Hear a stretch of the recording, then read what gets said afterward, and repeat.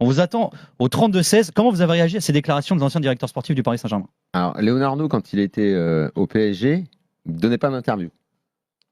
Là, il est plus directeur sportif du PSG. Et là que ça va faire maintenant. Il donne une interview. Et il donne son avis, alors que jamais il se serait positionné de cette façon sur quoi que ce soit au PSG en étant aussi tranchant, il ne l'a jamais été. Là, comme par hasard, il y a une interview de lui à un journaliste de l'équipe. Ça, déjà, premier point, avant de parler de ce qu'il dit, premier point, c'est pas étonnant, ça. Ça vous a pas surpris. D'où il sort du bois, comme ça, Leonardo, comme ça. C'est assez simple. Tu as la réponse dans ta question. Mais je veux bien que tu me le dises. Le règlement de compte. Voilà. Donc Mbappé l'a viré, l'a fait virer. On rappelle qu'au moment où, juste avant que Mbappé prolonge, Leonardo s'en va et en plus. Oui, en gros, Mbappé porte sa tête et Leonardo se paye celle de Mbappé. Écoute. En gros, je résume. Hein. Oui, enfin bon, quoi qu'il en soit. Neymar était là aujourd'hui. Dans la guerre de communication qui est enclenchée par le PSG pour mettre Mbappé plus bactère et pour le faire passer pour le méchant de l'histoire, je pense que cette interview est opportune. Je pense qu'elle est commandée. Je pense qu'il y a eu le coup de fil. Je pense que ça tombe pas comme ça sur le coin du bureau du journaliste de l'équipe, tu vois, comme la bénédiction. Dis donc, j'ai passé un coup de fil à Leonardo, il a bien voulu me parler. Enfin, on va pas nous prendre pour des idiots non plus. Hein. Bon, voilà. Donc, je pense que c'est un élément de plus dans cette guerre de communication. Leonardo dit des choses qui sont assez sensées dans l'interview.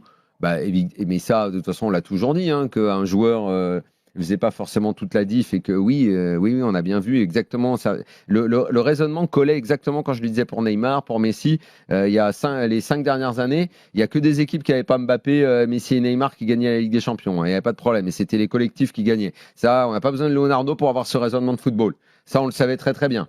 Il n'y a pas de souci. Que l'individualité seule ne fait pas gagner, on le sait. Donc, qu'est-ce qu'il nous apprend d'autre dans son interview? En fait, les 3 déclats que je sors là, il lui met 3 tirs, en fait. C'est ça l'histoire. Est-ce que les tirs sont... comment dire est-ce qu'on apprend quelque chose de ces tirs? Est-ce qu'ils sont constructifs, tu veux dire? Oui, je veux dire qu'on gagne pas tout seul la Ligue des Champions, on a bien compris.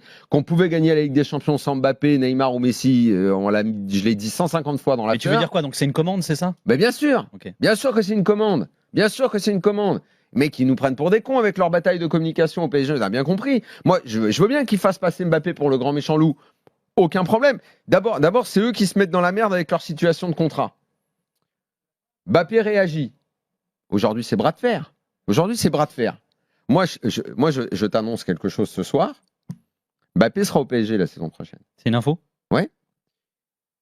J'ai dit jeudi, tu étais là, jeudi ou vendredi, à chaque fois qu'ils nous mettaient leur fameuse grande phrase, la Nasser et compagnie, disait OK, et alors Et alors une fois que vous faites toute votre speech là, faites quoi à la fin? Et je disais, et je le répète ce soir, soit